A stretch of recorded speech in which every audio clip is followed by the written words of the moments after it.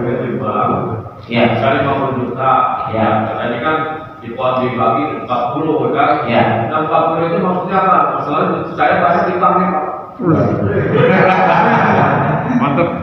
40 itu maksudnya dibagi gimana Ustaz? Ya, jadi Bukan sama sebenarnya kayak 40 Pak. 40 itu apa namanya, kunci untuk membagi gampangnya, rumus. Ya pada intinya dia Jakarta kan sama dengan emas Pak, 2,5%. Cuma supaya gampang kita ngitungnya, sebanyak apapun duit yang kita punya di bank itu dibagi aja 40 supaya gampang ya. Itu sebenarnya nilainya 2,5%. Jadi tapi ya itu dapatnya itu 25% gitu ya. Iya. Bukan 40 bagi 40 ya. Ya pokoknya kalau ini kan beliau nih yang kita ini yang punya rumus itu supaya gampang kita masyarakat awam menghitungnya. Maksudnya cuma menurut saya. Ya. Dapatnya mah kalau duit di bank jadi Ya. dapat setahun nasabnya 85 kakak 85 gram. Ya. Dikali dibagi harga emas sekarang lalu di 22,5% gitu kan. 2,5%. Dibagi 40 dan 50 ini bisa di bank ada 50 juta, 40 kan kata Ustaz itu 40 dapatnya 1,5. Ya. Jadi 1,5 juta 500 kan katanya kalau begitu. Kalau 50 juta 1 juta 250. Ya 1,250. Dapatnya bukan. Bagi lagi 2,5% itu enggak? Enggak. Yang hasilnya itu udah berjalan. Kalau sekarang nggak masuk 2,5% Ustaz. Hah? Nggak masuk 2,5%. Ketemunya sama.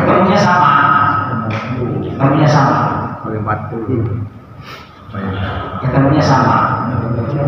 Segitu nilainya. Sama kan? Sama kan? Intinya pada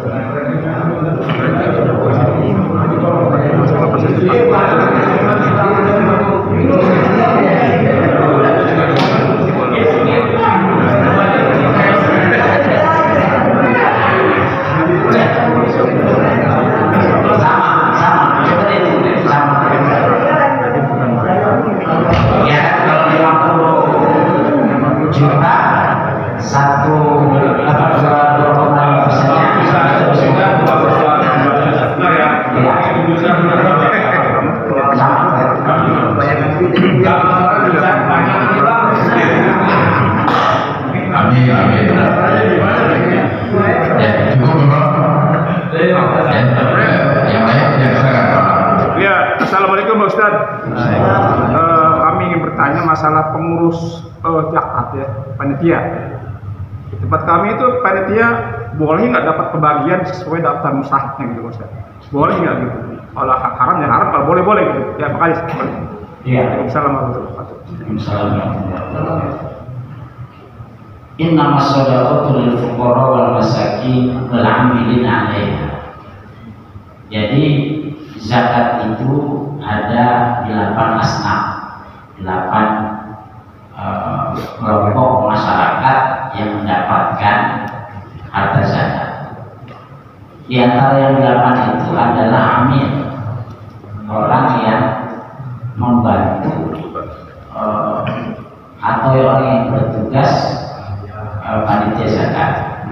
Cuma di dalam fikih panitia zakat itu harus resmi, sifatnya diangkat oleh pemerintah. Di Cisauk tempat saya itu panitia zakat yang ada di masjid itu diangkat oleh UPZ yang ada di kecamatan. Sini jangan ya? Enggak.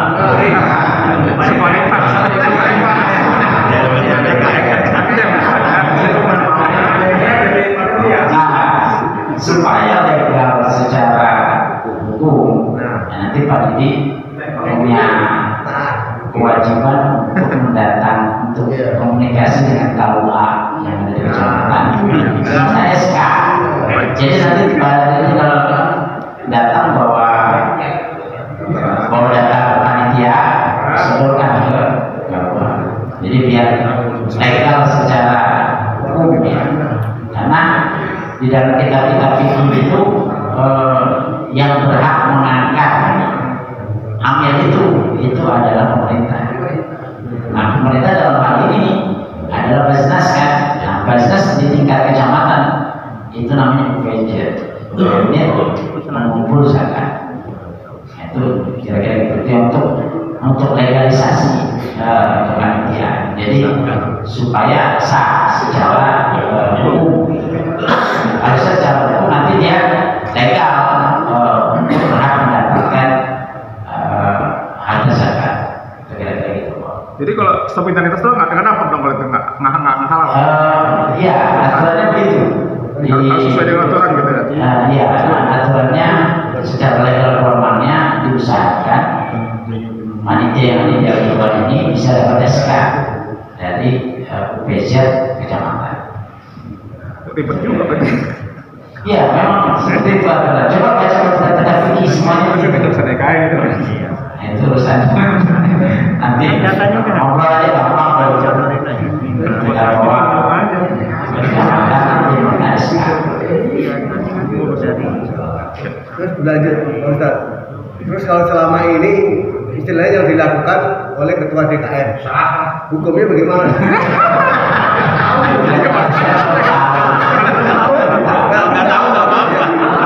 Kan sedangkan badan nama zakat basis itu kan sudah lama berada pada MUI kan gitu kan bukan penagaman. Secara hukum syar'i tadi bikinnya kan pasti kan. Hukumnya jelas itu. Artinya kalau misalkan hanya spontanitas, nah, itu hukumnya bagaimana kan gitu kan? Sedangkan orang berzakat itu kan bukan zakat fitrah, bukan zakat mah, artinya banyak yang perlu sampai penyalurannya. Nah, itu hukumnya bagaimana? Jadi sebenarnya posisi panitia, kalau nggak salah saya belum pernah bicara di sini. Posisi panitia itu sebenarnya sebagai wakil dari orang yang berzakat. Jadi ada orang mau zakat diterima oleh panitia. Panitia ini menjadi wakil karena panitia ini nanti yang akan menyampaikan kepada yang bersangkutan untuk diserahkan kepada yang berhak kan gitu. Jadi posisi kita ini wakil, sebenarnya panitia itu wakil dari orang yang mau berzakat. Barangkali orang yang mau berzakat kalau dia mau zakat langsung kepada fakir, kepada miskin, ini dia bingung mau di mana gitu kan. Mending dia bawa ke masjid gitu kan. Karena di sini ada perwakilan yang bisa menyalurkan. Jadi posisi kita ini wakil. Karena posisi kita ini sebagai wakil, maka kita perlu legalitas bahwa kita ini legal menerima perwakilan. Nah, makanya kemudian pemerintah dengan adanya Basnas gitu ya, kemudian ya cuma memang sampai hari ini memang kepengurusan Basnas itu belum sampai kepada tingkat kecamatan Pak, baru tingkat kabupaten. Cuma UPZ-nya sudah ada di kecamatan. Ya, artinya supaya kita legal secara hukum gitu ya, maka kita berupaya untuk melegalkan itu. Adapun yang sudah lalu ya biarlah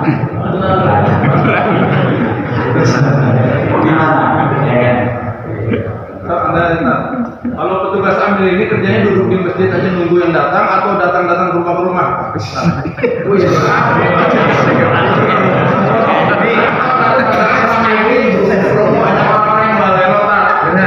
Hartanya banyak tapi diumpetin kasih sedikit diberikan ke kampung gitu, gimana tak cukupnya?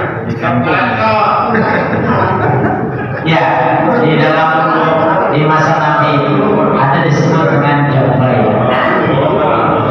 Jadi Jabariyah ini orang yang ditunjuk oleh Nabi untuk mengambil harta zakat. Jadi pada hakikatnya itu legal saja ya, kalau panitia berinisiatif untuk mendatangi rumah-rumah mengambil harta zakat.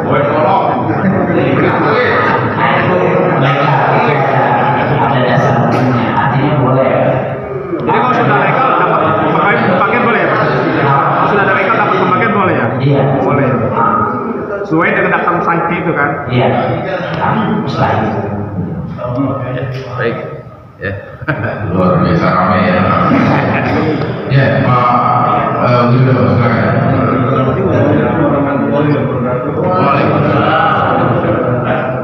Yang pertama, mungkin informasi mengenai zakat mal itu masih sangat kurang sekali ya, kepada masyarakat. Itu sebenarnya zakat mal itu apakah mustahilnya sama dengan zakat fitrah? Kemudian yang kedua, masalah zakat fitrah itu kalau misalnya diberikan kepada saudara yang kita anggap itu murah, tapi tempatnya jauh. Nah, itu bagaimana tadi kan disampaikan kalau ini nggak bisa jauh-jauh gitu untuk menyalurkan zakat. Saya pikir Pak Ustadz bicara zakat fitrah, ternyata ini bergeser ke zakat mal. Jadi terima kasih.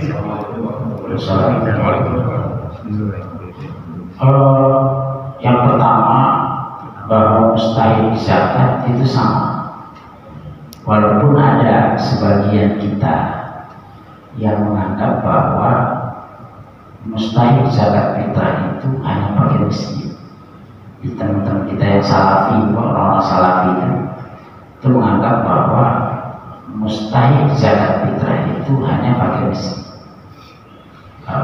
Padahal secara umum Quran mengatakan inna shadaqatul fuqara wal masakin wal amila alaiha wal ma'ruf ada 8. Artinya pendapat mayoritas ulama mengatakan bahwa mustahil zakat mal dengan zakat fitrah itu sama. Yang asnaf 8 ini. Ini kalau memang ada, semuanya ada. Kalau nggak ada, yang ada saja. Kemudian yang kedua terkait dengan masalah kerabat kita. Memang asli pendapat yang asli mengatakan bahwa zakat itu sebaiknya diberikan di sekitar, ya kan? Ini yang asli.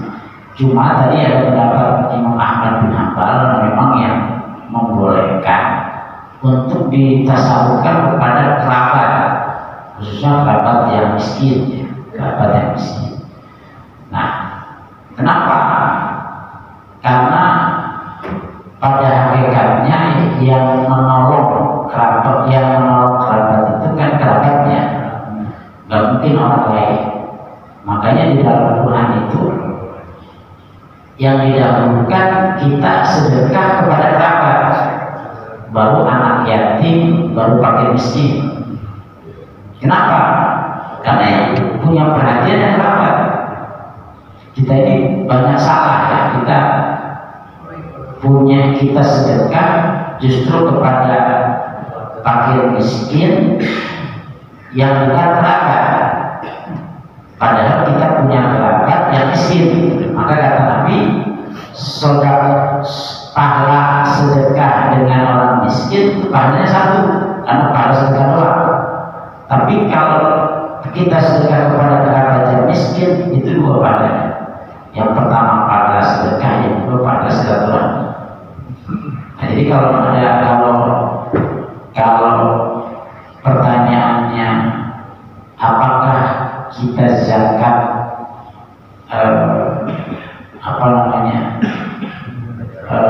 ke lingkungan atau ke kerabat kita yang jauh yang memang membutuhkan gitu.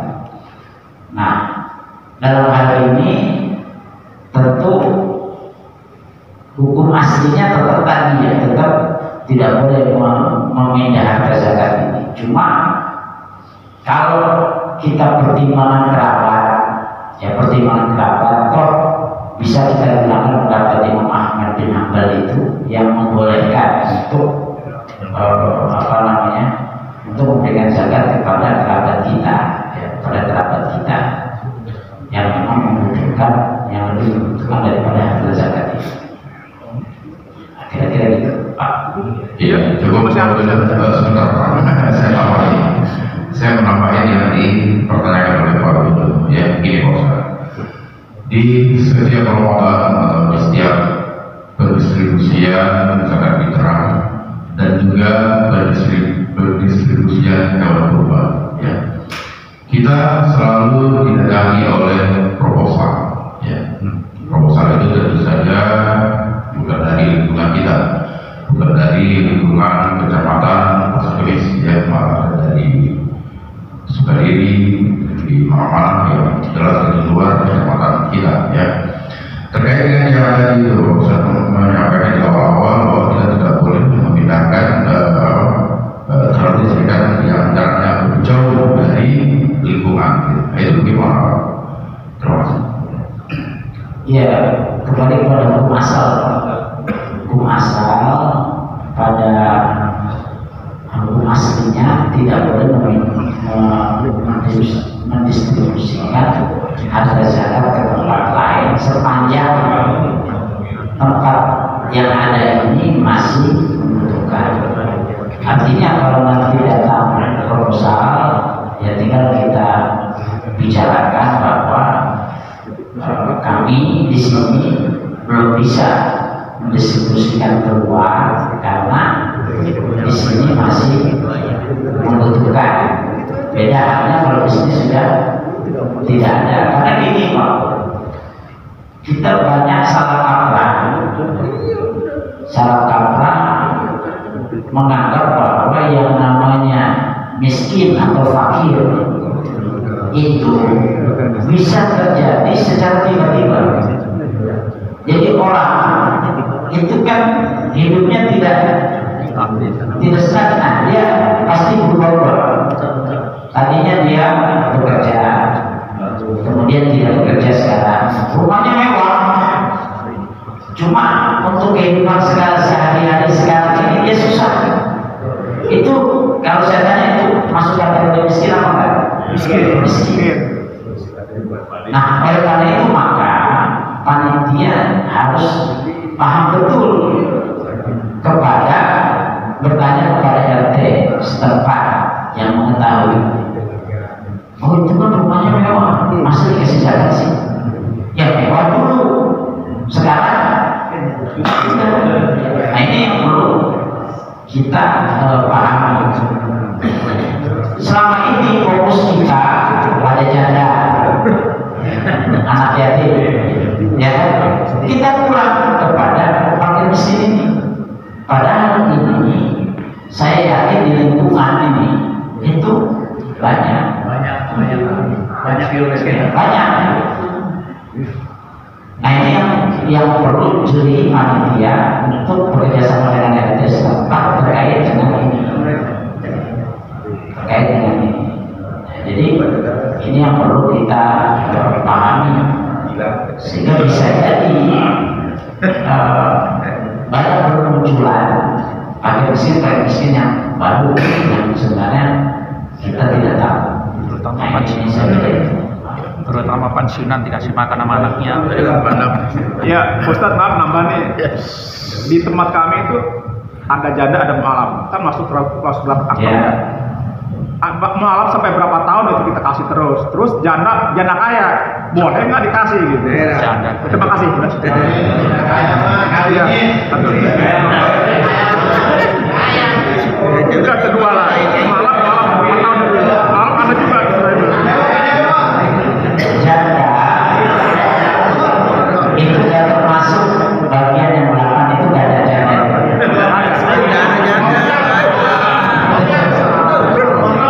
Yang ada fakir sama miskin. Janda negara ya. Tidak ada janda. Malam. Nah kalau malam ada, cuma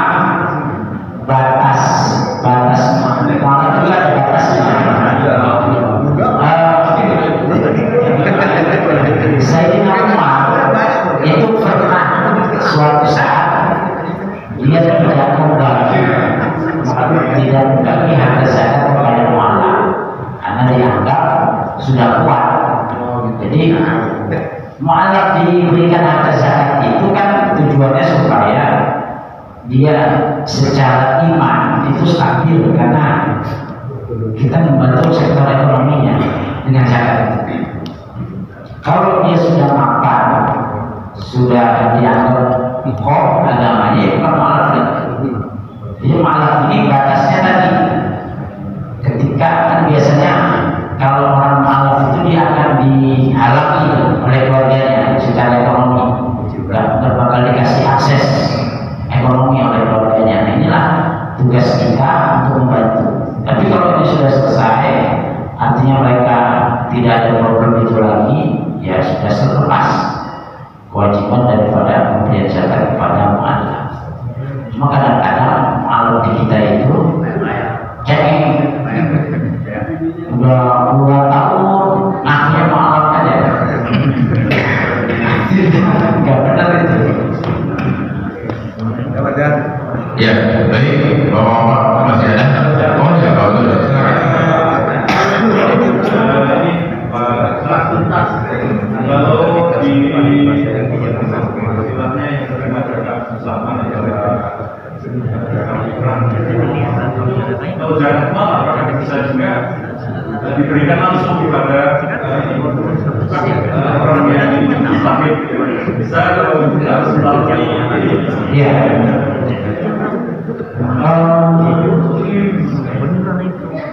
Sebenarnya tadi sudah saya katakan bahwa posisi panitia itu adalah wakil dari orang yang berzakat. Maka tahu di sini belum dipraktekin ya.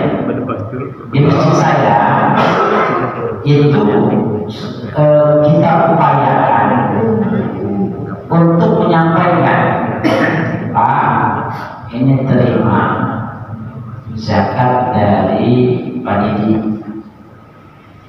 Jadi kita sebutkan orangnya, karena posisi kita wakil. Maka di saya udah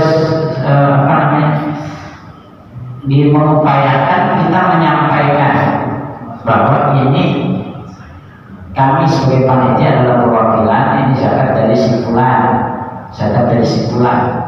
Jadi catatan yang dipegang oleh panitia itu sekiranya bisa disampaikan kepada mustahik. Jadi diberikan secara langsung kepada orang yang berhak menerima dengan menyebutkan namanya. Jadi sekali lagi bahwa panitia di masjid ini sebagai wakil yang menerima perwakilan dari orang yang mengucapkan. Makanya ketika digantikan kita sampaikan. Maksud saya kalau zakat fitrah nanti saja diserahkan langsung kepada mustahik. Maksudnya orang masuk menyerahkan kepada mustahik, nggak masalah. Zakat mal, Ya sama, boleh seperti itu. Cuma kan tadi takut salah. Panitia itu punya tanggung jawab besar, jangan sampai salah ngasih. Dia bukan status fakir miskin, kemudian kita kasih, itu kena panitia.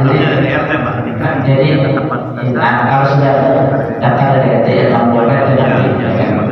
Dan kita acuannya ke 8 asnaf dari RT kita. Terus satu lagi Pak. Ya, Pak ada lagi Pak.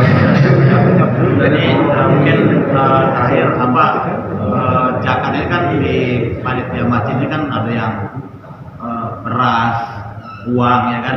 Kalau memang ini sih kan makanan pokok. Tetapi kan ada uang juga, memang abdolnya tuh yang mana gitu. Apa uang itu, beras itu bisa dikonversikan ke uang. Karena kalau diberikan beras semua kan mungkin dia nggak punya minyak, nggak punya apa gitu. Jadi abdolnya yang Jadi kenapa dalam mazhab Imam Syafi'i diutamakan zakat fitrah dengan makanan pokok? Karena memang ketika kewajiban zakat itu ditetapkan, itu kan posisinya di Madinah. Madinah ini masyarakat petani. Bagi petani itu lebih mudah lebih mudah makanan pokok. Nah, sementara orang yang hidup di perkotaan itu mungkin yang lebih mudah uang. Jadi kembali kepada yang bersangkutan saja. Sepanjang yang mudah baginya adalah beras, maka dia zakat dengan beras. Ketika yang mudah bagi dia adalah uang, maka dia zakat dengan uang. Makanya Imam Abu Hanifah itu sejak lama mengatakan bahwa boleh beras atau makanan pokok dikompensasi dinilai dengan uang. Kenapa? Karena bisa jadi uang lebih penting daripada beras, uang lebih mudah didapatkan daripada beras, sehingga bagi masyarakat perkotaan sampai hari ini saya kira mereka lebih mudah berperilaku seperti uang, sehingga sampai hari ini zakat dengan uang itu dalam libasna masih MUI itu masih diperbolehkan. Cukup pada ada lagi pada masa itu Bayar berapa? masa itu dalam sangat ini sangat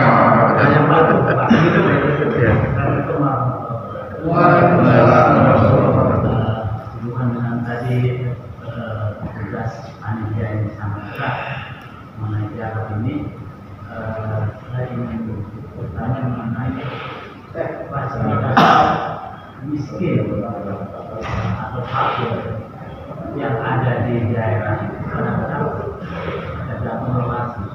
Mungkin kalau orang kayak kita ini berada di Polda, kita dikategorikan miskin. Sudah jadi kita ada di lokasi yang banyak kan konflik tidak dibilang orang kaya. Ini menurut aturan yang pas dalam orang ini harus mendapatkan zakat itu miskinnya ada di apa? Ya, memang kriteria miskin sudah jelas. Miskin itu adalah orang yang memiliki pekerjaan tapi tidak mencukupi, itu namanya miskin. Kalau fakir, orang yang tidak punya pekerjaan tetap dan tidak mencukupi. Ini bisa berubah suatu waktu. Maka tadi saya bilang tidak bisa Bapak katakan bahwa orang yang ada di Pondok Indah itu orang kaya. Bisa jadi orang di Pondok Indah itu miskin, ya kan, dia buat makan aja susah, bisa jadi. Nah, maka tadi yang paling tahu itu sebenarnya RT.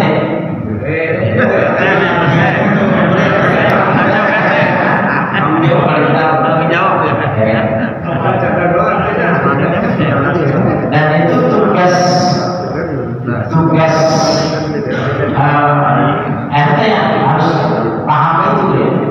Tahu sehari-harinya. Tahu sehari-harinya kondisinya bagaimana. Seminggu dapat uang, seminggu enggak. Ya, itu yang harus saya kira RT yang paling, sehingga itu menjadi kewajiban untuk kan panitia biasanya mengeluarkan buku oleh RT ini harus mengklarifikasi dengan benar. Iya, betul.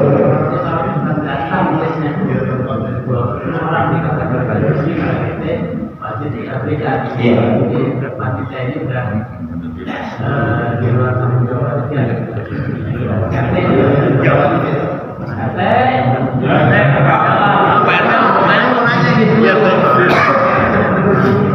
Malah kalau bisa jangan panitia jangan panitia yang menyuruh orang yang bersih. Ada satu pandangan juga bahwa kalau kita menyuruh orang yang bersih itu akan kemiskinan. Ya kan, jadi kalau orang tahu. Nah, alangkah baiknya memang kita membawa, ya tadi melalui RT itu membawa diantar, sehingga kita perlu menjaga privasi orang. Saya kira itu lebih malu ya. Iya. Ya, cukup ya, Pak Yus silakan. Ya, karena terkait dengan RT saya tanya juga ya.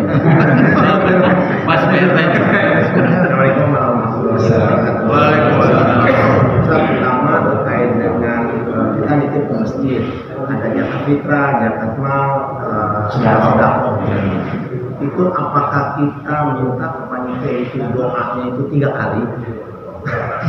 Oke, jangan cerita doain gue dong. Jangan doain gue dong. Jangan kita doa itu.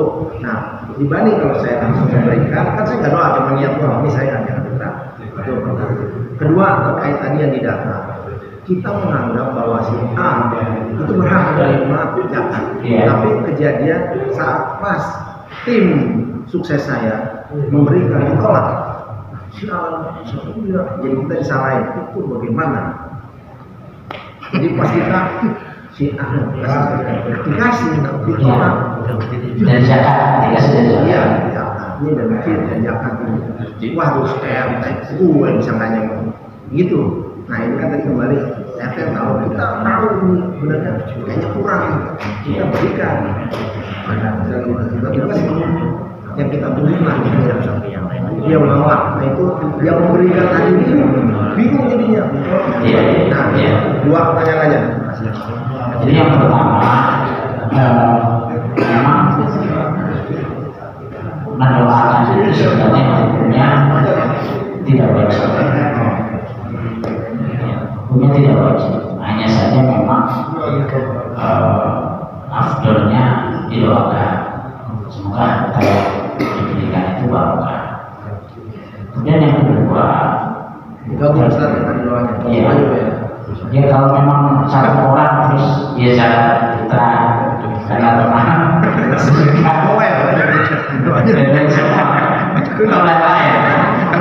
sekaligus saya Allahumma. Tapi kan yang jadi dilarang. Yang kedua terkait dengan tadi yang miskin, tugas RT adalah memverifikasi sesuai dengan aturan terkait dengan miskin bagaimana, kemudian fakir bagaimana. Kemudian ketika dia menolak, nggak masalah. Karena dulu Nabi pernah kejadian ada seorang sahabat menyembelih kambing, ada kepalanya ini disedekahkan kepada orang yang dianggap membutuhkan, miskin lah dianggap. Tapi yang dianggap miskin tidak mau dianggap miskin, dia kasih lagi dokter kepada sisi. Saya juga masa saya kayaknya yang membutuhkan dia terus begitu putar ke kepala, nggak nyampe. Artinya apa? Zaman Nabi dulu sudah ada.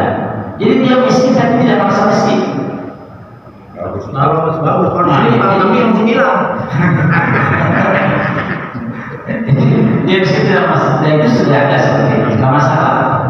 Seandainya memang kita anggap dia miskin tapi dia tidak mau dianggap miskin, itu lebih baik. Lebih baik seperti itu. Boleh dikasih kredit boleh.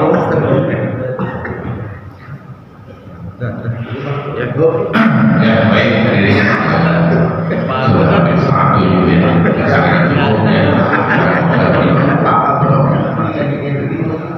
Mari kita berdoa, mudah-mudahan sisa-sisa Ramadan kita dipanjangkan umur kita, bisa menyelesaikan puasa bulan suci Ramadan.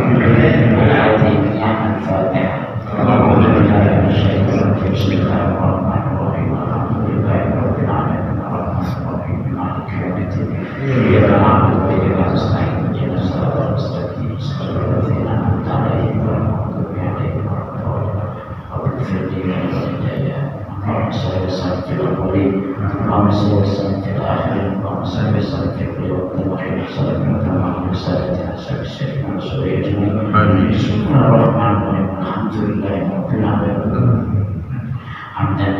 حمدا شاكرا حمدا تائبا حمدا مستغفرا حمدا كثيرا طيبا مباركا فيه حمدا موفقا وكافيا مزيدا ربنا لك الحمد والرجال والجلال والسلطان اللهم تقبل منا صيامنا وركوعنا سجودا وتسبيحا وتقديرا وتعظيما وكثرنا تخشعا وتنتشرنا يا الله وتنكسرنا يا الله اللهم انك عفو كريم تحب العفو فاعف عنا اللهم انا نسالك رضاك والجنه ونعوذ بك من سخطك والنار اللهم والدينا وارحمهم كما ربنا صغارا واغفر لنا ولإخواننا الذين سبقونا بالإيمان ولا تجعل في قلوبنا غلا للذين آمنوا إنك رؤوف رحيم ربنا آتنا في الدنيا حسنة وفي الآخرة حسنة وقنا عذاب النار ادخلنا الجنة مع الأبرار يا عزيز يا غفار كريم سبحان ربك رب العزة عما يصفون وسلام على المرسلين والحمد لله رب العالمين.